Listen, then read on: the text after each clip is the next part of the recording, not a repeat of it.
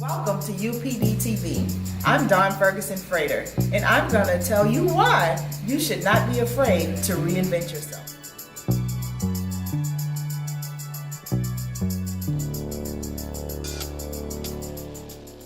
We're here with Dawn Ferguson-Frater, the owner of Dawn Cosmetics, and we're going to take a journey with her. So Dawn, take us back to the beginning, to your childhood and what that was like and where you're from. Tell us about your background. The beginning for me starts in Nassau, Bahamas. I am a Bahamian, and I came over with my mom. Her second love, third love. It happens. It happens. She originally I'm in the Bahamas, raised by my grandma. My mom decided to come to the States, and she sent back for us and brought my brother and I at the time, and I have a little sister. She had 3 kids already, so Okay. she decided to her new love said, "You got 3 kids over there in the Bahamas, bring them on over here to the States," and that's how we ended up over here in the States. Well, you know, being in Miami, Florida, that's not a unique story because there's so many people in Miami that are from different countries. Of course. However, The melting pot. while there's so many people that are here and this is the melting pot, I know that comes with its own challenges. What was it like leaving the Bahamas and coming here and having to go to school? What was that like? Quite challenging because, of course, growing up in another country, you take on the dialect of that country. So when I came here, I had a different language, a different tongue. So I was teased, I was looked down on. So it was like, where you come from, they didn't know much about Bahamas. They labeled, everybody with an accent Haitian. Everyone was Haitian, whether you were from Trinidad, Jamaica, that's all they knew. So being accepted by African Americans was not the thing, at that time here. So it was, quite challenging. On top of shortly after us coming here, I lost my older brother.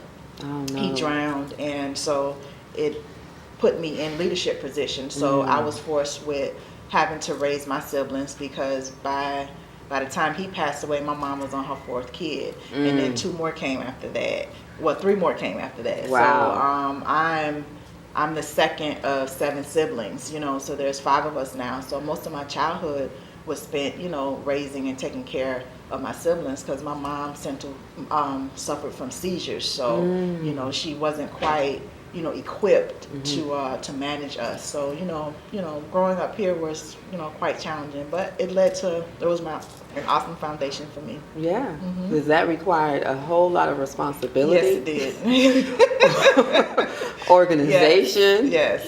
And I mean, it really, I was really faced with the responsibility of, I had to schedule parent-teacher conferences, I had to sign report cards, I made excuses as to why my mom couldn't make it, Wow. You know what I mean? So I had to full throttle in terms of raising them.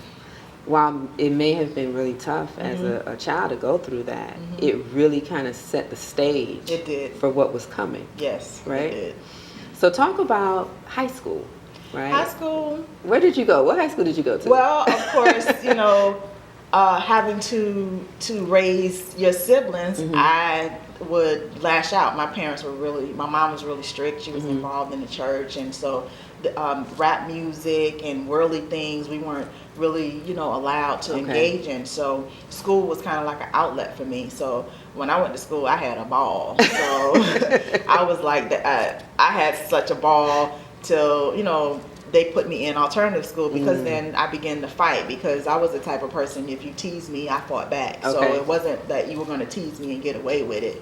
You could tease me, but you weren't going to hit me. So, South Florida, growing up in the streets, it's a bit challenging. So you're going to have to come to the point where you're going to have to defend yourself. Yeah. So once they learned that I can defend myself, that kind of changed, for me. So, but I hung out with all the delinquents.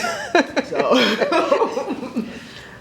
I'm sure you learned a lot. I did. I graduated from Douglas MacArthur, which is an alternative school here in South Florida. For me, when they sent me to Douglas MacArthur was like maybe a month later, I found out that I was pregnant.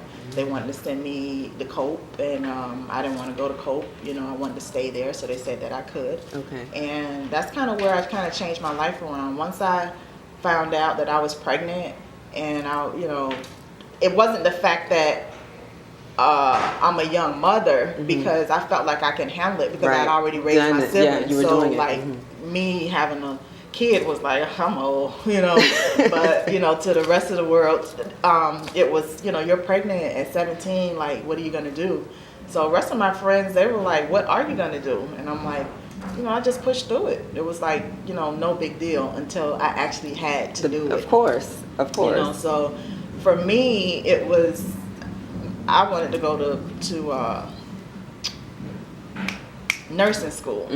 So I The still way of the pursued- islands. Yes, you know, medicine. Yes. You know, secure a job.